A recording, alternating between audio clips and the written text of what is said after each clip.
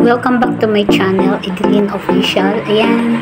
And please subscribe, like, and share, comment down.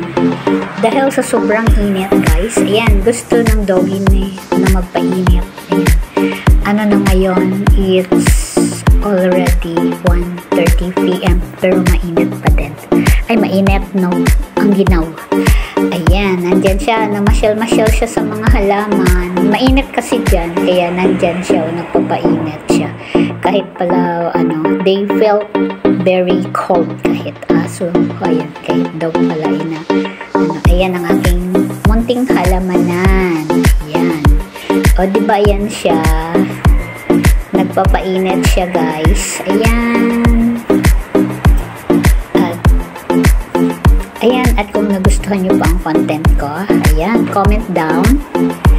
Ayan, at siya ay aking alagang aso. Ayan, mula siya 1 month. Ayan, at ngayon ay 1 year old na siya. Ayan, tapos, twice siyang nagkasakit. Ayan, at akala ko dati yan, mamamatay na siya, pero, ako lang, home remedy lang siya, hindi ko siya nadala sa doktor. Basa lang ako dyan sa Google. Tapos, lang siya, yung mga, home remedy lang, yung dito lang sa bahay. Ayan, at na-survive naman siya, guys. Ayan, lumaki na siya, 1 year old na siya ngayon. At super bait siya na dog. Ayan, yan. Bahay talaga siya kasi doon yan, nakahiga. Katabi ko siya matulog. Pag nagkukumot ako, kukumot din siya kasi sobrang ginaw. Pagka nag-electric pan ako tapos nakaupo ako doon, hindi siya lumalapit kasi nagiginaw siya doon siya sa taas ng unan ng pahiga niya kasi meron siyang unan. Ayan. At ayan, kasama niya dyan yung cats. Silang dalawa ng cats. Ayan, kasama niya.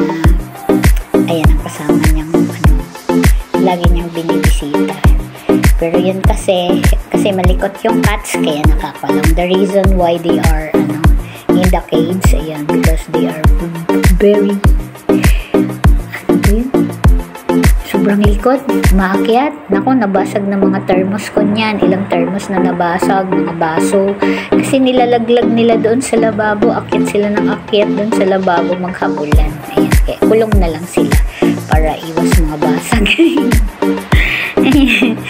Ayan, maraming salamat po sa suporta at sa panunood ng aking content. Ayan. And see you on my next vlog. Bye-bye!